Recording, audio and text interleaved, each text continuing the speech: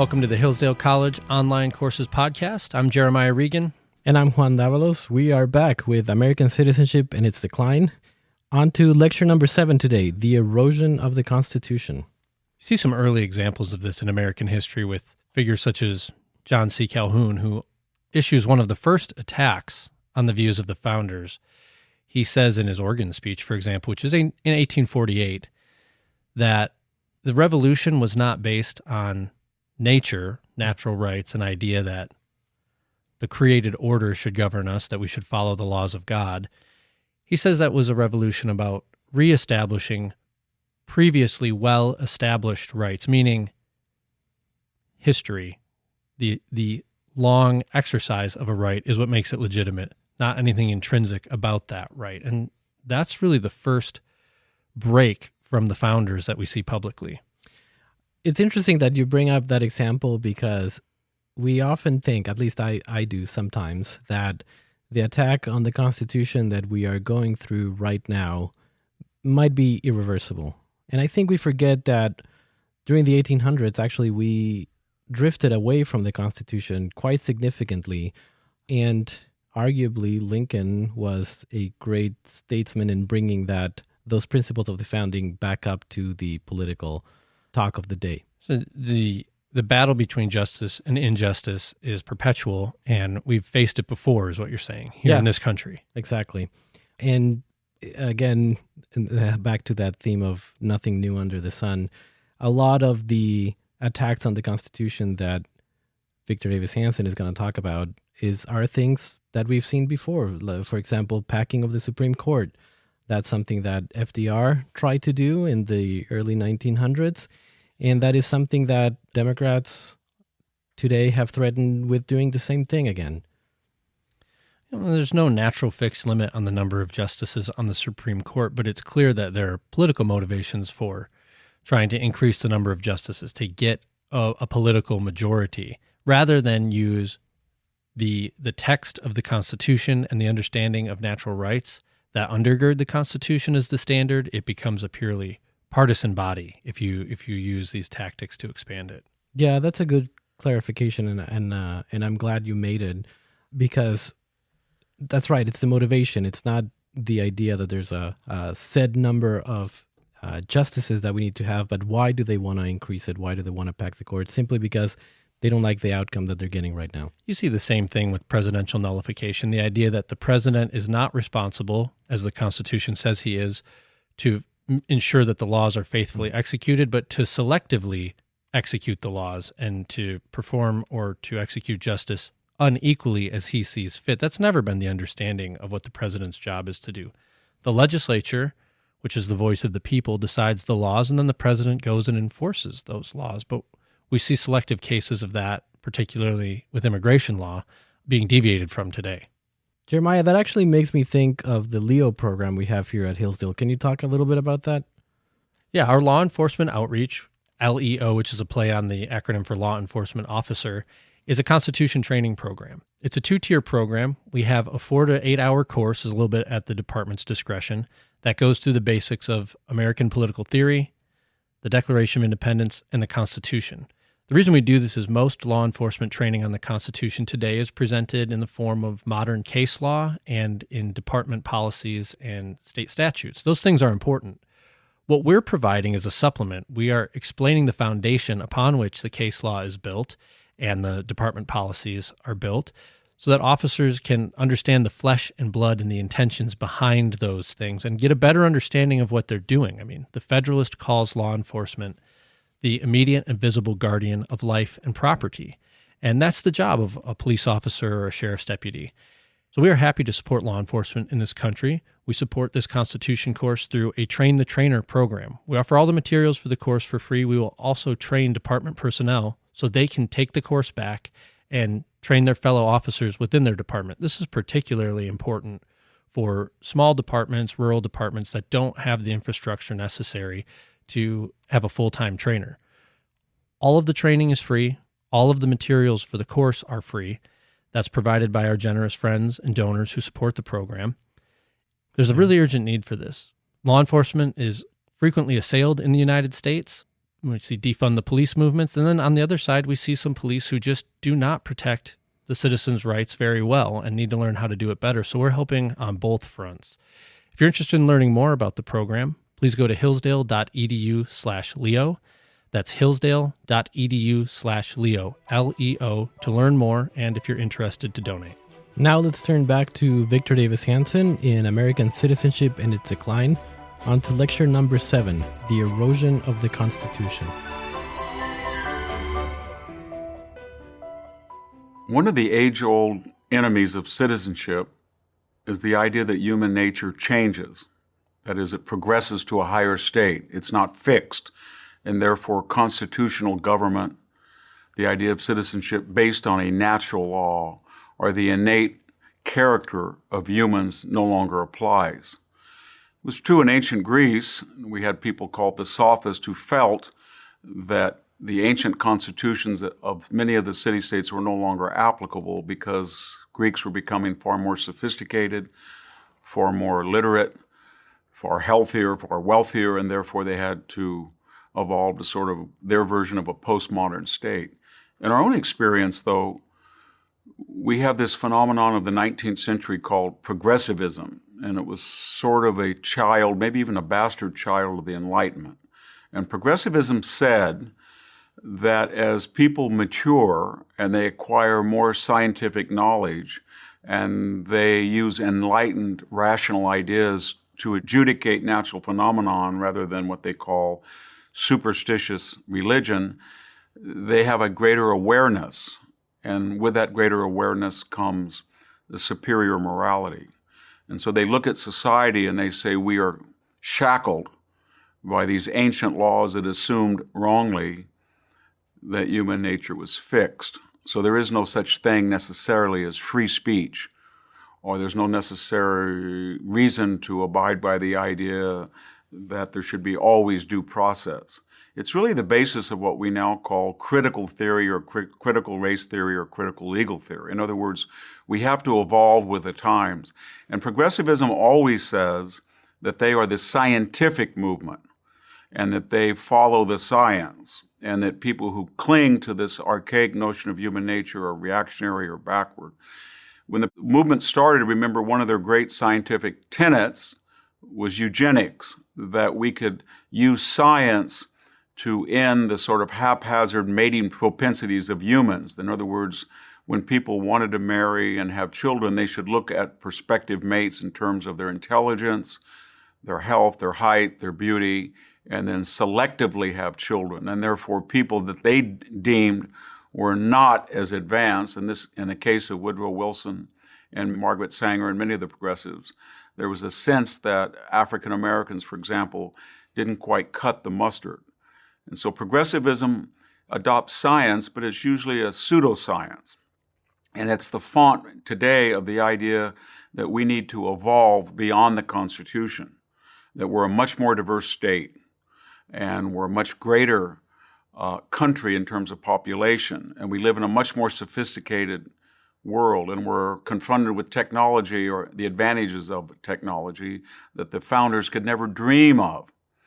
It's sort of, if I could take this metaphor, it's sort of thinking that and I grew up on a farm, but when you have a pump and you do a hand pump and you get 3 gallons of water, the traditionalist or the constitutionalist says that's water. But the progressive comes along and says we've got a very new sophisticated electric pump. And now if we can get rid of your hand pump, we can pump 1,500 gallons a minute. And that's indeed a progressive step ahead for agriculture. But they make the next fallacious assumption. Because they can pump more of it more quickly, they say it's not water anymore. It's completely different. The traditionalist says, I don't care what the delivery system is. The same problem of water or drought or plenitude or scarcity is still there. All a pump is a tool. All technology today is a tool, but you're still dealing with a finite, fixed idea of human nature. So now the evolutionaries, the progressives, have decided that there are impediments to their progressive utopia of what we called earlier equity or equality of result.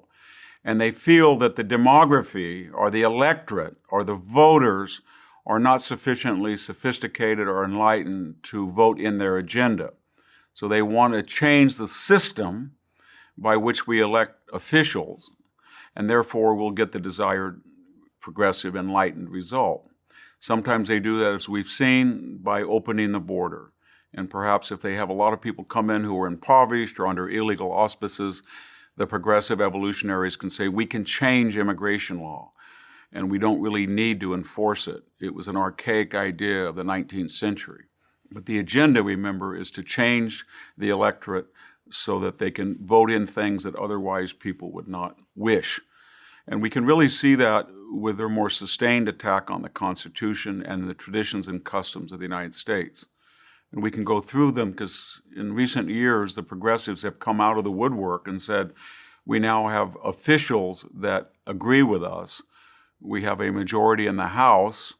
We're 50-50 Republican and Democrat in the Senate, but we have a liberal administration that can break the tie in the form of Kamala Harris, the vice president. So let's go full bore and put out a progressive agenda that will change the Constitution to meet the changing circumstances of both the country at large and indeed a progressive, superior human being in comparison to one 233 years ago when this old document was written.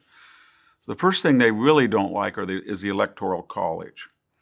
They feel that you just have a popular vote and the Electoral College is unfair. Now, to be unfair to them, they did not voice such criticisms during the period 2009 to 16 when Barack Obama won overwhelmingly in the Electoral College, and there was the creation of what the left called the blue wall. These were states with large electoral votes: New York, California, Illinois, Michigan, Wisconsin, Pennsylvania, in which before the election even started, they were sure Democratic states, and it made the difference in 2008 and 2012 when they assumed that that would be a fixed idea. In 2016, that blue wall crumbled, and they were furious, as they were in 2000, that the person who won the popular vote did not win the Electoral College. It had happened a few times in our past, but not so often in the modern period. So now they feel that the country in its big cities, in its coastal corridors, in its high-income areas has a greater population. In other words, the zone from, let's say, Berkeley to La Jolla on the California and coast, or maybe you could extend that all the way up to Portland and Seattle, or the population corridor around the Great Lakes, the population corridor from Boston to Miami. That population corridor is 50% of the country, and therefore you should just listen to them when they vote 51%. But the other people in Wyoming or Utah or Alabama, or wherever they are, they should not have an inordinate amount of power, and they do through the Electoral College. Central to this is all ignorance or deliberate omission of the argument for the Electoral College that the founders made.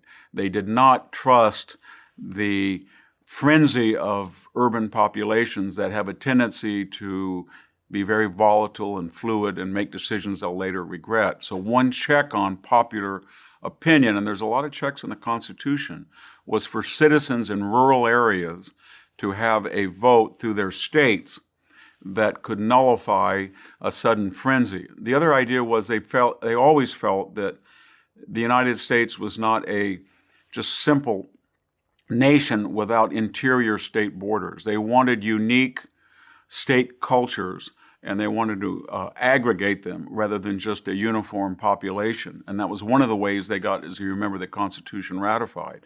But the idea of federalism was very important. When we vote for our state electors, and then the state electors in turn vote, and that's a check on popular frenzy. They were also very worried about vote fraud. They were afraid that if there was a paradigm or a pattern on a national level to warp the vote, it could have deleterious effects, as we see in modern times as well. But they felt in terms of the states, each of them, and this is protected also in the Constitution, would govern themselves as far as national election. They would have state laws, And of course, the Constitution says they can step in as needed, as we've seen in the modern period with giving women the right to vote or the 18-year-old vote. But the Electoral College had a particular purpose. They also felt that they would avoid multiple parties, as you see in Europe today, that you would not have 30 or 40 parties where everybody was just simply registering to be president, and then there would be a splinter effect and there would not be a consensus. But when you had to win states, you had to have a message that was uniform and you had to have a large organization. And the Electoral College, in part, explains the two-party system. But they're out to get that now, and they feel that they can either do that by one vote in the Senate and get a 51 vote majority and change the Constitution. Of course, there are rules about how to amend the Constitution, and that's not one of them. So the argument of the National Voter Compact was all you would need would be 270 electoral votes. And that would mean you wouldn't need the entire country to junk, if I could use that term, the Electoral College. You just get enough states that would give any one candidate 270 vote majority. So if Utah or Montana or Florida rejected the vote count in their individual state, but accepted the national vote count and pledged their electors accordingly, then you could bypass by fact or de facto, not de jure, the Electoral College. That's probably unconstitutional because the Constitution forbids states engaging in compacts that ignore the federal government or the federal government's law. But nevertheless, that's an effort to change the way the Constitution functions. It's part of the progressive idea that the citizen needs to get with it and get updated for modern times. A second thing that they're doing is challenging customs and traditions that have a long pedigree. We have had the filibuster for 180 years in this country, and it's part of the idea that senators should be sober and judicious and check the popular emotion that occasionally strikes the country and is expressed through the House of Representatives. So originally there was a 2/3 vote. That's been modified to 60 votes in the Senate. But if a bill passes the House and it passes the Senate can filibuster, that is, particular senators can speak until they drop, or they can table that motion now without having to speak on the floor nonstop, even if it passes by 51 votes. I rise today to begin to filibuster John Brennan's nomination for the CIA.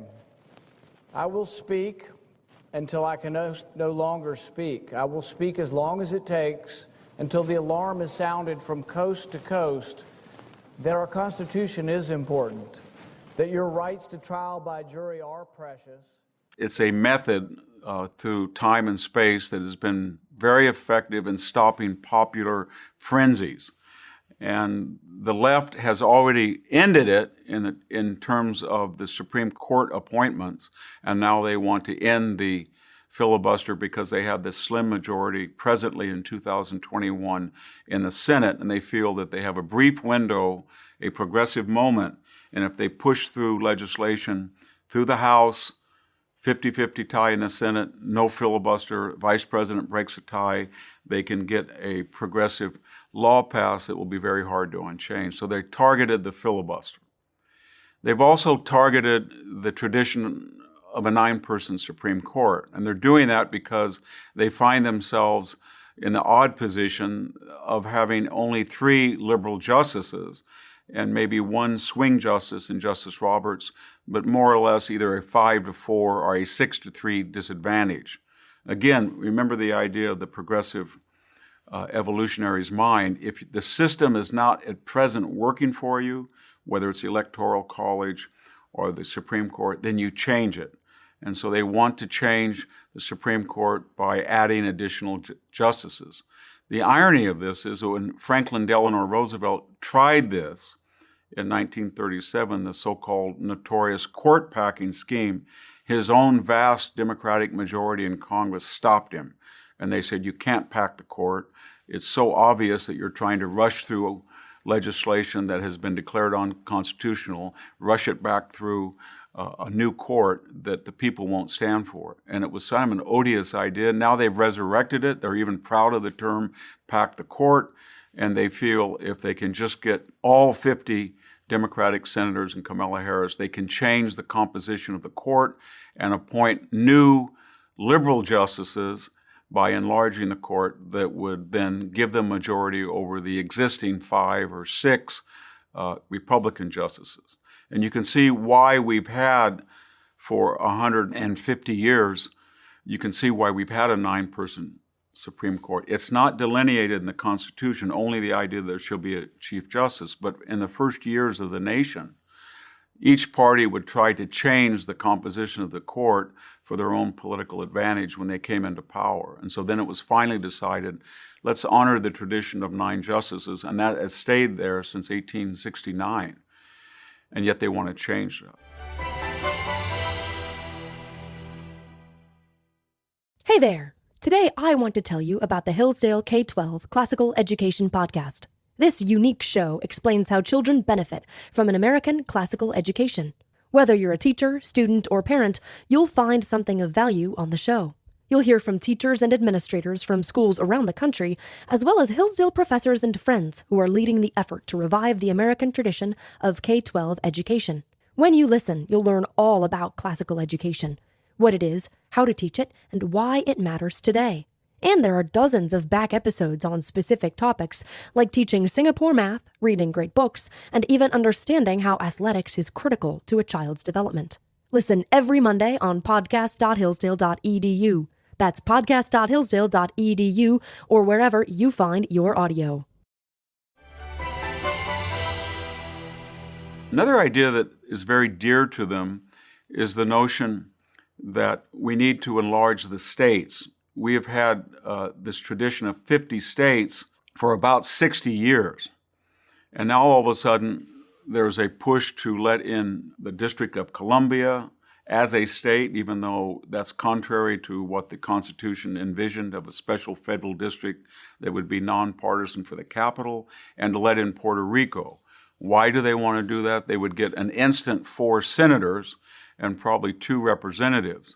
And so they're pushing to push a state. There is a very complex formula that we use to bring a territory in that requires a 2/3 vote in the Congress and 3/4 of the existing states. But they feel there are legislative mechanisms they can get around that and add 2 states. Another evolutionary idea is that although the Constitution puts the primary responsibility in national elections upon the shoulders of the individual states, they make the laws, and they're all different. As you know, I live in California, and we can use something called third-party vote harvesting that you cannot in most states. Some states require a picture ID, some don't. But the Constitution, as I said earlier, allows the federal government from time to time to intervene if it's of national necessity. But that's usually been confined to ideas that are sweeping in nature. For example, 18-year-old votes and the right of women, or the protection of African Americans to vote. But under this new progressive movement, they want to take the voting laws and make them uniform throughout the United States. But that's misleading, the term, or incomplete, uniform. They want to recalibrate them in a progressive fashion. They want to get rid of the voter ID in all of the states and give the states, contrary to the Constitution, no input at all about how they would govern their own balloting in a national election. And remember, this is not a bottom-up, organic, pre-modern movement that is whittling away the rights of the citizen. Like the administrative state, it comes top down. The evolutionaries are not populists with pitchforks. They don't like populism. They call themselves progressives. And progressivism despises populism. They feel that it's the refined version of a pushback against the status quo. It's not the hayseeds that turn up at a Trump rally that are the clingers or the deplorables or the dregs or the chumps. And who are the evolutionaries? They're legal scholars, they're academics, they're politicians, they're writers or intellectuals that have decided the Constitution is a hindrance or a block to a progressive utopia, as I said. They have some more radical ideas, and we need to touch on a couple of them. One of the things they're very angry is that the citizen elect senators based on the states and not demography or population. Remember, progressivism is radically egalitarian or radically redistributive, and they do not like the idea that any one person might, by tradition or custom or law, have more input legally or economically than any other person.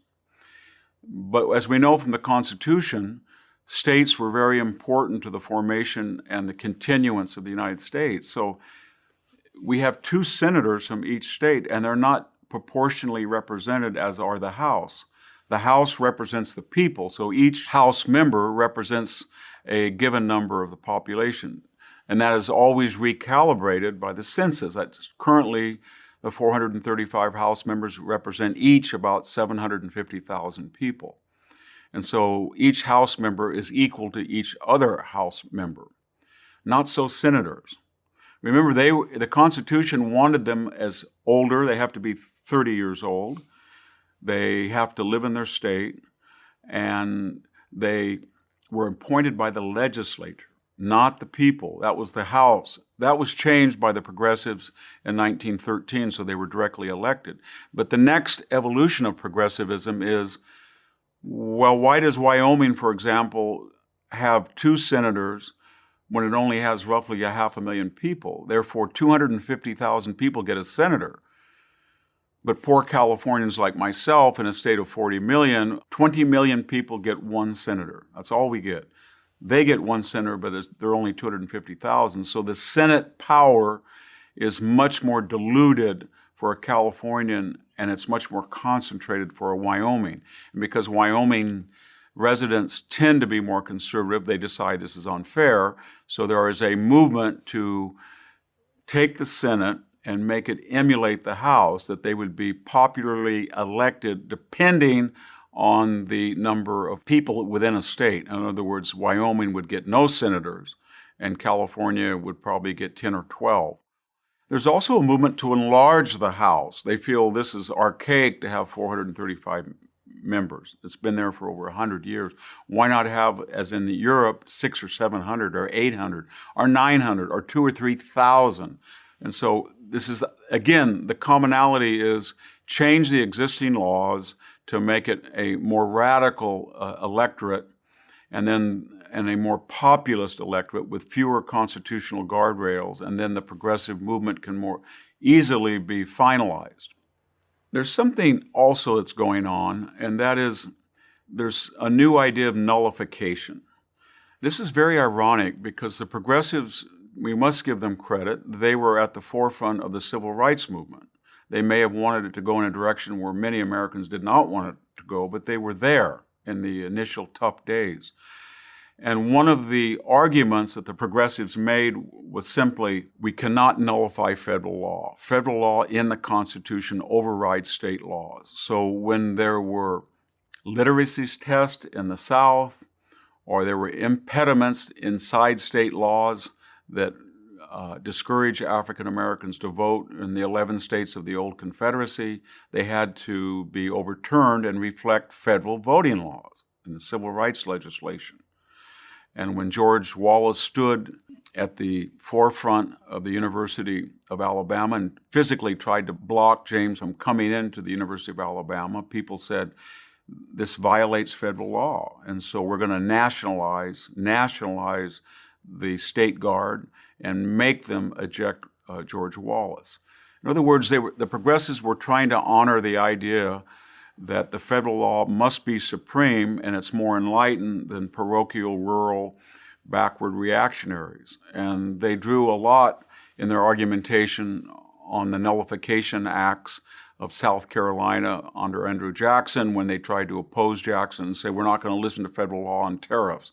But especially they looked at the Civil War and said, this caused the Civil War because Southern states said, we're going to ignore federal law. And the federal government said, Fort Sumner is ours, that armory is ours, that post office. You can't do that. And the Civil War ensued. So they were very critical of state rights. They are not now. It's not convenient. There are over 550 jurisdictions in the United States that will not honor federal immigration law. They're nullification zones.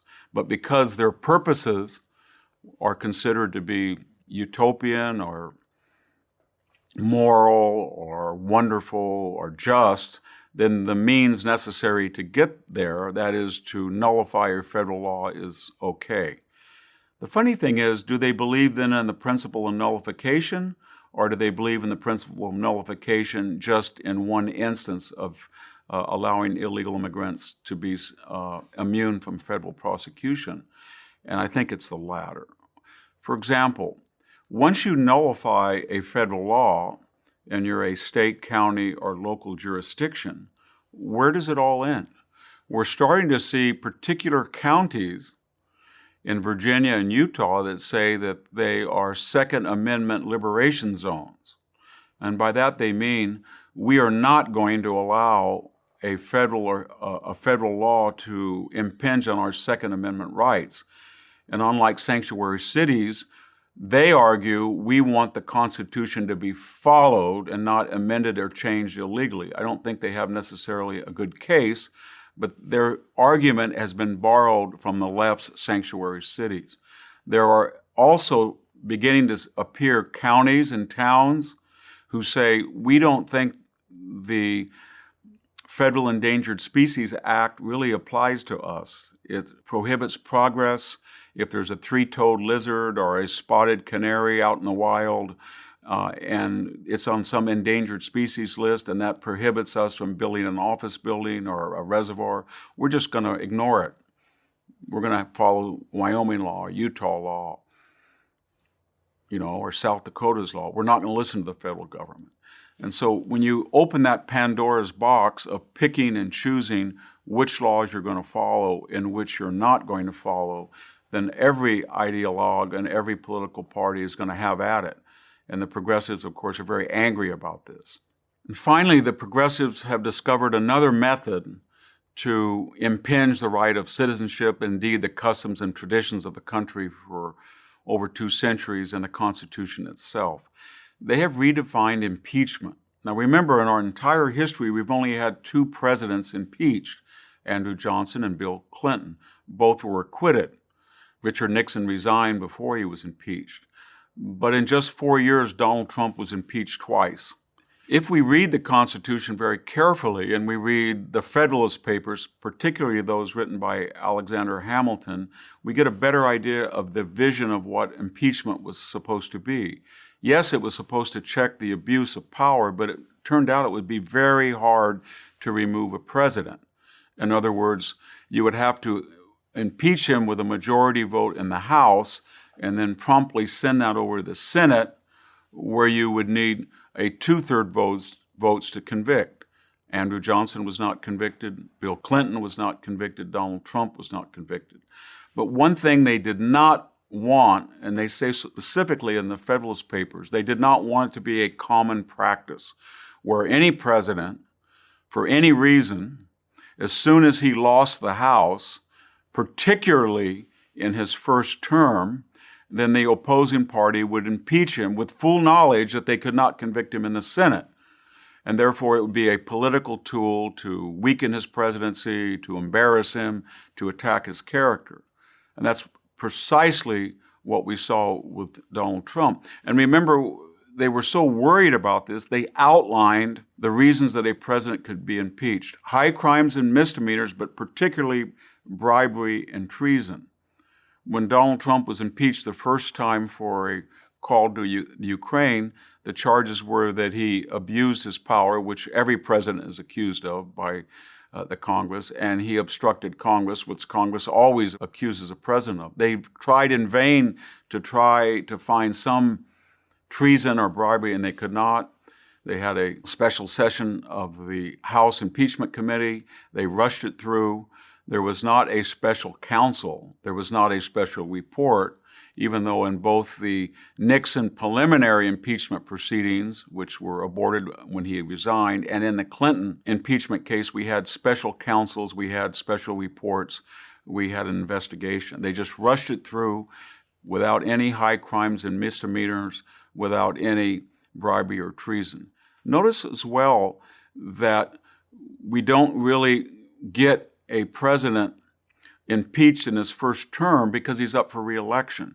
Bill Clinton was impeached in his second term. They went after Richard Nixon in his second term because there's no redress through another election. You can do it by the ballot. He has to come up for re-election. You don't need to impeach him. So there's no need to impeach a first-term president. There's one other problem that occurs that the founders saw as well.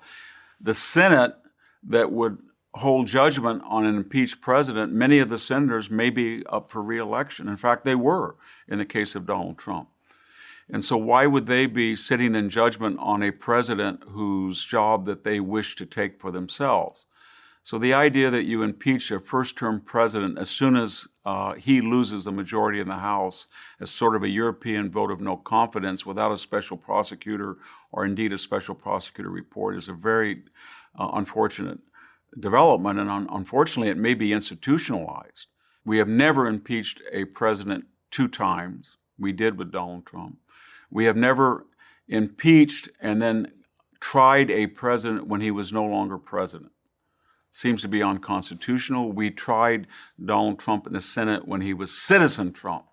And imagine that can of worms, that if we were to impeach Joe Biden after he leaves office, then as a private citizen, we would bring him back and try him for all sorts of assorted crimes. And that would have a very chilling effect on presidential latitude. What we're seeing with the progressive evolutionary movement is they are unhappy that the present system and the present electorate is not delivering the desired result. So they want to change the structure of the system, and that means legislative, executive, judicial, so they would achieve the desired result. And the loser, of course, is a citizen throughout this process is not living under a constitution as envisioned by its founder.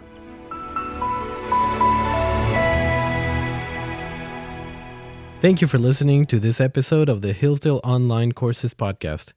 If you want to continue learning about the virtue of citizenship or other topics, please visit hillsdale.edu/course.